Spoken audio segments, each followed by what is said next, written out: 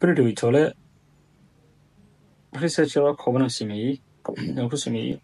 30 dhalinyaro oo ganacsi kala duwan ka burbureen dhibaatada ugu badan ay ka sinaayeen 7 shay baa horta caqabad ku ah ayuu kacay waxa ahaa in idea-da la yimaadeen marka hore aanay ahayn idea xalinaysa caqabad dhab ah ay ahayd wax iska bilowna yani ganacsi wala bilaabay qaybta labaad waxay ahayd qayb ku dayashaa like in hebel baa furteen hebel ayaa furteen meherada furaaduna oon jirin wax uniqueness ah wuxuu kaga duwan yahay wax istacaada yani sababay waa financial management ka like inay ku fashilmeen oo maamulkii lacagta iyo yani lacagii soo galiyay lacagii ka baxay inay maamuli kari waayeen cash flow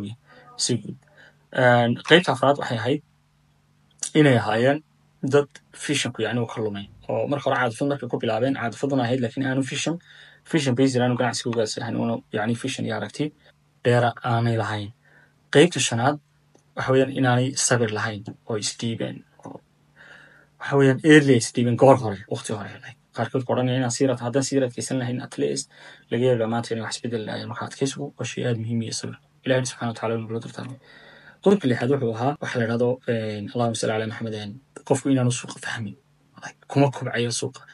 wuxuu intuu suuqa saar leef explain lahaa suuqa iyo wax ka barashadiisa wuxuu xooga saaraa keliyata yani lacag buu xooga saaraa marka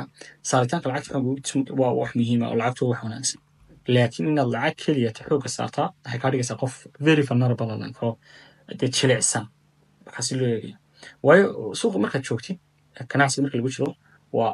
ups and downs buu leeyahay yani waa baaxadig buu leeyahay dhaqaalaha laftigiisa baaxadig leh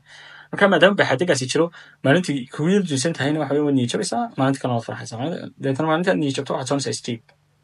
marka qaarkood si dhib leh ayadana wanaagsanaysaa marka adkaysiga iyo inay iswaafaqaan iyo aragtidu waa wax muhiim ku tahay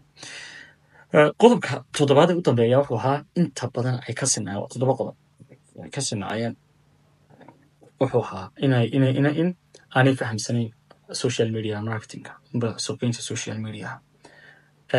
qodob kale oo 8aad baa jiro points aan ka dhigayo oo inta badan markii dambeyn weydiiyey aan ogaaday inay caqabad weyn ku ahayd dhammaantood may lahayn istaraatiijiyad ganacsi waxa la business plan ka boqosho ganacsiyeed dhammaantood may qoranin manay aqoonin manay garanaynin muhiimaddu leeyahay may sameyn ganacsiga ugu badnaa wuxuu jiray 9 bilood ganacsiga ugu yaraa wuxuu jiray 3 bilood marka waxyaalaha yani aan research ku sameeyay waxay ahayd bal inaan ogaado dhalinyaradeenna dhibaatooyinka qabsada inta badan la tacalluqa dhanka ganacsiga yani waxyaalaha yihiin